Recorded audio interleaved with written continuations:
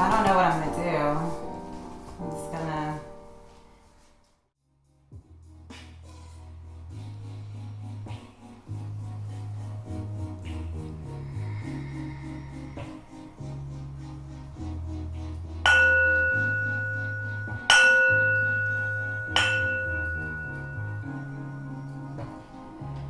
So let's settle into a nice seated position. Whatever is comfortable for you. You can raise the hips above the knees if you like with a bolster, or roll up a blanket, a towel, anything that you would like, just to feel that you have stability and comfort however you're sitting. Go ahead and soften or close the eyes, stacking the spine on top of itself with the head nice and stable. You can lower your chin a little bit to elongate the cervical spine. Make sure you're tucking the tail just a little bit. The lumbar spine is still curved naturally, but tucked just a little bit so you're right on top of your sacrum. Shoulders are down, neck is long, eyes are soft. Resting the hands on the knees or in the lap. Palms are up or down on the knees, and just take a couple of natural breaths here. And just noticing, observing the inhale and exhale, the chest rise and fall, the abdomen expand and contract naturally, calmly, without judgment, without attachment. Breathing in and breathing out. Good. And slowly open the eyes. Good. We're going to take some nice gentle asana here. So let's raise the arms up overhead, reaching for the ceiling. Palms are facing one another, arms are parallel, looking up. Good. Let's place the right arm down and reach up and over to the left side. Shoulders are down. Looking under the arm, up at the ceiling, keeping both hips down. Inhaling and exhaling. Good, and let's go up and over to the other side.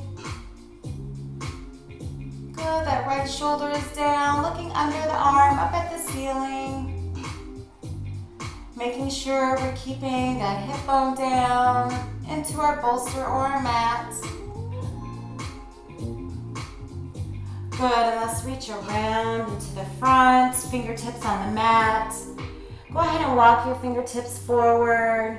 Again, keeping the hips down. Right where they are, you can lower the elbows down to the mat so your forearms are on the mat. And then slowly lower the head, letting the spine be long. Engaging the abdomen, drawing the navel into the front of the spine.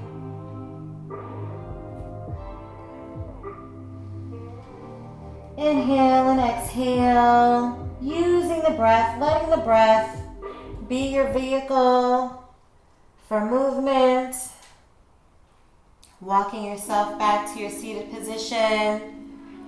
Good, if you're using a bolster, go ahead and set that aside. We're going to find our Goasana position, our tabletop. Finding those 90-degree angles so your hands are right under your shoulders, your knees are right under your hips, your feet are right behind your knees. We're going to take our cat-cows. Our Bitsalasana is our cow. Our Marjayasana is our cat.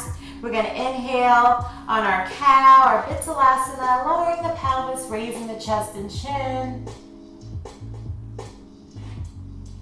Exhale, our Marjayasana, tucking the tail, rounding the shoulders, drawing in the navel.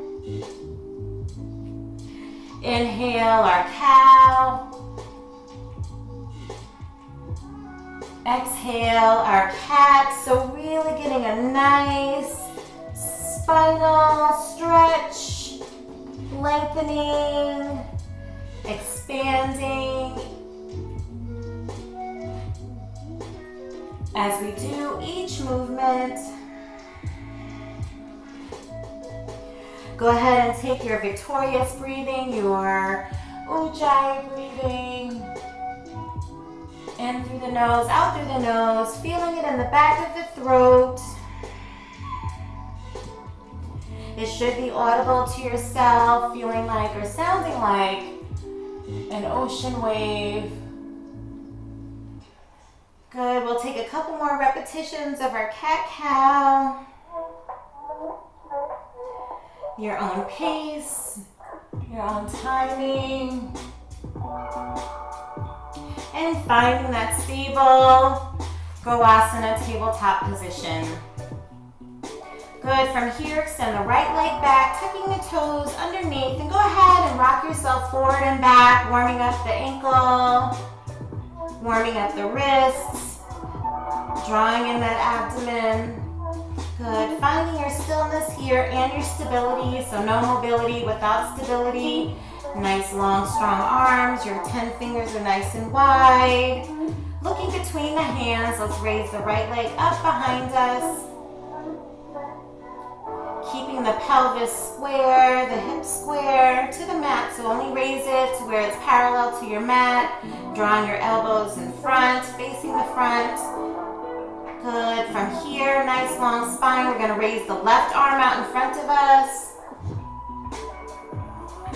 Nice and balanced, nice and stable. Really reaching in front and behind with the fingertips and the toes, feeling like you're being pulled in opposite directions. We know exactly what that's like in life. So we're practicing it here on our mat with calm, with equanimity, with peace. Good, and let's place the hand down and the knee down. We'll do the same thing on the left side. Extend the left foot back, tucking the toes under. Go ahead and rock forward and back. And really press the top of that right foot into the mat to get more balance. Good, and find your stillness here, pressing into the mat, drawing in the abdomen. Good, let's raise the left leg up behind us, just parallel to the mat, so keeping the hips square. Pressing down into the mat, keeping the spine nice and long. Let's raise the right arm out in front of us. Really reach, really lengthen, creating space. And keep breathing, inhaling and exhaling. That's where you can find your peace, even in the challenge, even in the stress on the mind, the stress on the body. Will be through the breath that you'll find your peace. Go ahead and place the hand down and the knee down. Go ahead and open the knees a little bit further beyond hip width. Big toes together. We're going to sit back in our child's pose, Balasana. So send the hips back toward the heels. Good. And then lower the elbows. And then lower the third eye, your forehead, onto the mat. Good. And our resting pose, our passive pose. Breathing in and breathing out. And let's roll up. Good. And draw our knees together. Go ahead. And just a little simple sequence to warm up the spine, the arms, the shoulders, the neck, the whole body. Just a little wake up. You can rest your hands in your lap. Take a couple of breaths, finding that peace once you've kind of awakened yourself with a little activity. And take however long you want to find that center, to find that peace. You can draw the palms together, Pranamasana, thumbs at heart center, right at the sternum. Lower the chin.